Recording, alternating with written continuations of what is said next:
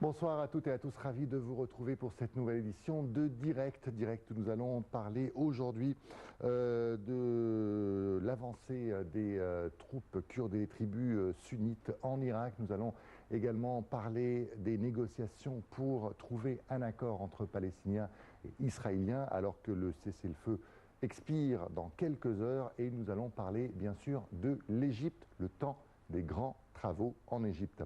On va tout de suite commencer donc avec cette offensive des Peshmerga, les forces kurdes et quelques tribus sunnites, les Peshmerga qui ont repris un barrage dans le nord du pays à l'État islamique, les fondamentalistes qui avaient gagné ce barrage il y a quelques semaines. Les insurgés et les troupes sunnites également lancent une contre-attaque contre le groupe terroriste de l'État islamique. On regarde tout de suite ce sujet de Elham Hussein.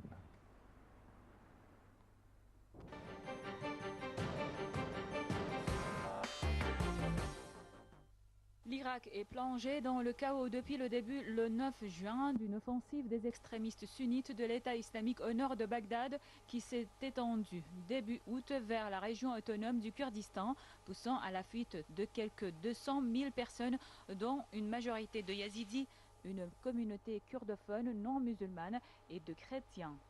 Ces fondamentalistes qui sèment également la terreur en Syrie voisine ont réussi à s'emparer de larges pans du territoire irakien au nord, à l'ouest et à l'est face à une armée en déroute. Et depuis le 7 août, ils ont pris le contrôle du barrage de Mossoul, première ville conquise le 10 juin, qui fournit de l'eau et de l'électricité à la majeure partie de la région. Après une première attaque samedi contre l'État islamique, les combattants kurdes Peshmerga poursuivaient leur offensive avec l'armée irakienne et un soutien aérien américain. Les États-Unis, qui ont commencé leur aide le 8 août contre les positions de l'État islamique, ont annoncé samedi avoir mené 9 frappes près du barrage qui ont détruit ou endommagé une dizaine de véhicules militaires de l'État islamique. Les extrémistes sont entrés vendredi dans le village de Kocho, à plus de 150 km au sud-ouest de Mossoul, et ont tué environ 80 personnes, en majorité des yazidis. Kocho est situé près de la ville de Sinjar, dont les extrémistes s'étaient emparés le 3 août, jetant sur les routes des milliers de civils, la plupart de la minorité yazidi considérée par les fondamentalistes comme hérétiques. Dans la province majoritairement sunnite d'Al-Anbar, à l'ouest de Bagdad, une coalition de plus d'une vingtaine de tribus appuyées par les forces de sécurité poursuivent leur soulèvement, entamé vendredi contre les extrémistes qui contrôlent dans cette région de nombreux secteurs. Les combattants des tribus et les forces gouvernementales auraient repoussé les fondamentalistes hors des secteurs qu'ils tenaient à l'ouest de la capitale provinciale Ramadi, et des combats ont lieu dans d'autres zones, dans la ville stratégique de Haditha, plus au nord. Devant l'avancée des fondamentalistes vers le Kurdistan, la communauté internationale s'est mobilisée pour aider les dizaines de milliers de déplacés vivant dans des camps du nord du pays, souvent dans des conditions déplorables. Pour tenter de freiner leur avancée, le Conseil de sécurité de l'ONU a adopté vendredi une résolution visant à empêcher le recrutement et le financement des extrémistes en Irak et en Syrie. L'Union européenne a, elle, approuvé les livraisons d'armes aux combattants kurdes déjà lancées par les États-Unis et la France.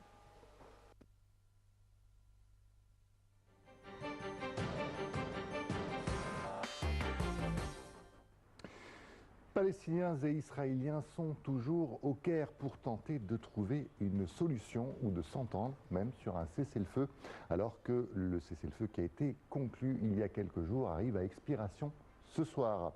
Alors c'est très difficile ces négociations puisque chaque partie campe sur ses positions, mais il pourrait y avoir un revirement de dernière minute avec une nouvelle initiative égyptienne. On regarde tout de suite ce sujet de Yara Choucha.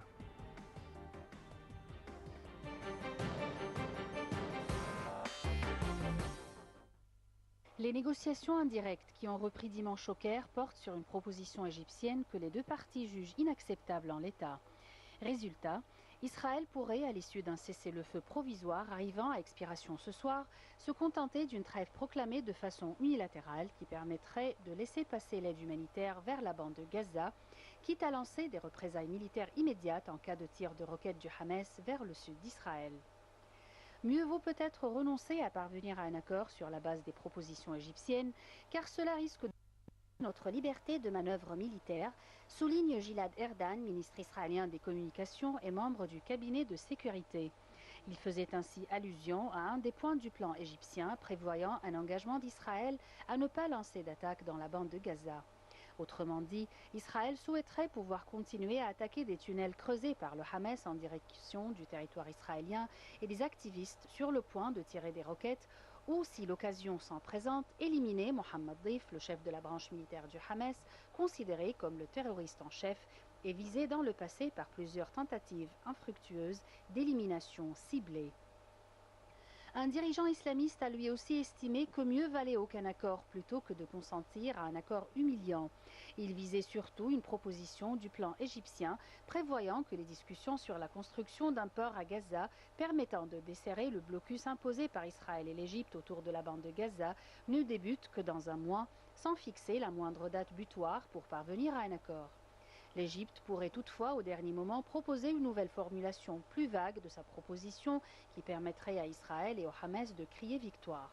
Une tâche qui s'annonce des plus ardues. Mais une autre solution se profile. Faute d'arrangement, les commentateurs israéliens prévoient le vote d'une résolution par le Conseil de sécurité de l'ONU portant sur l'arrêt des combats et les travaux de reconstruction dans la bande de Gaza, dévastée par un mois de pilonnage aérien et terrestre systématique. Cette option aurait l'avantage de ne pas être soumise à des marchandages entre Israël et le Hamas, mais d'être imposée de l'extérieur. Benjamin Netanyahou, qui avait été dans un premier temps tenté d'accepter la proposition égyptienne, a senti le vent tourner au sein de son gouvernement et durci le ton en proclamant qu'aucun arrangement ne répondant pas aux impératifs de sécurité israéliens ne sera conclu.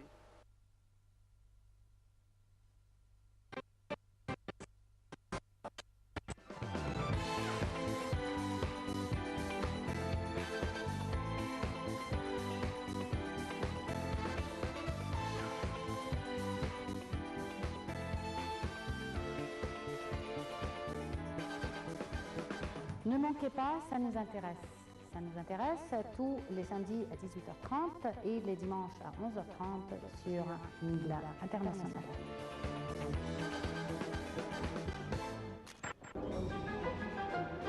Suivez, ça nous intéresse aux horaires suivants sur Nile TV International.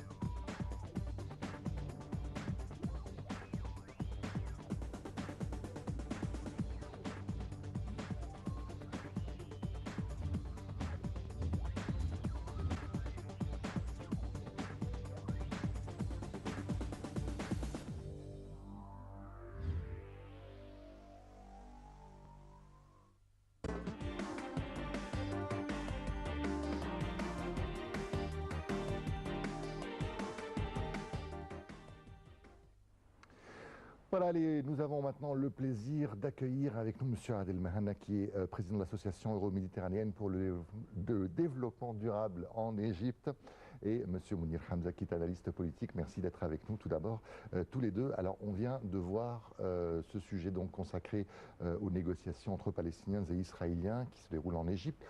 Le cessez-le-feu expire dans quelques heures. On a l'impression que d'après les analystes, on se dirige plutôt vers un cessez-le-feu unilatéral de la part d'Israël. Est-ce que c'est parce qu'Israël ne veut pas s'engager à lever le blocus, par exemple, de la bande de Gaza à des vraies négociations politiques? Est-ce qu'elle pourra imposer aussi au Hamas de se désister de tout l'armement qu'il possède? Parce que ça, c'est une demande apparemment qui est essentielle pour Netanyahou. Est-ce qu'il pourra accomplir ça? Le Hamas n'est pas vraiment pour ça. Je ne pense même pas que Fatah soit aussi pour ça. Oui. Parce que si vous enlevez, vous démilitarisez un peu le Hamas, qu'est-ce qui lui manque? Le Hamas a quand même une formation politique qui est un peu différente de Fatah. Si Fatah fait la non-violence, Hamas fait quand même la résistance, qui est une résistance violente, qui, à mon avis, qui est quand même quelque chose qui est souhaitable, vu que, je vous rappelle que du côté Abbas, on n'a presque rien gagné pendant toutes ces années. Oui. Alors, c'est vrai que vous allez dire aussi que peut-être du côté Hamas aussi, on n'a rien gagné, mais je pense qu'on a gagné quelque chose, et je pense que quand Israël s'est a décidé donc de quitter Gaza il y a quelques années de cela, c'était à cause aussi du côté Hamas, qui était donc cette résistance armée à ce qu'Israël avait imposé au peuple de Gaza. Reste à savoir, est-ce qu'ils vont se... Moi, je ne sais pas, moi je suis pessimiste pour vous dire un peu la vérité, parce que je ne pense pas que l'Israël va se... Il y a quand même des demandes qui semblent un peu poussées du côté du Hamas. Est-ce qu'ils vont arriver à marchander à ce sujet? Je ne sais pas, pour le moment, je ne crois pas. Oui. Je ne pense pas. En tout cas, ça donne une certaine légitimité quand même au Hamas, puisqu'on sait qu'il n'y avait pas de négociation du tout, même si il y a la partie égyptienne qui fait un petit peu le messager entre les deux. Oui, ils ont vendu quelque chose qui était intéressant. Ils ont vendu au peuple qu'Israël a dû quitter à cause de la résistance de Hamas, à cause donc de tous ces missiles qui ont été tirés de la bande de Gaza. Donc ils ont imposé cette situation à Israël. De l'autre côté, Israël dit quelque chose de différent, un scénario différent. Donc ils ont quand même, je pense qu'ils sont aussi en train d'essayer de redorer leur blason à l'intérieur de Gaza. Oui. Est-ce qu'ils vont pouvoir le faire? Oui. Docteur Adel, vous êtes plutôt spécialiste en économie, vous. Alors justement, économiquement, aujourd'hui, Gaza, tout est à reconstruire, mais pour combien de temps encore? Est-ce qu'on va reconstruire pour que les Israéliens mènent de nouveaux raids dans quelques mois ou dans quelques années? Comment ça peut se passer tout ça?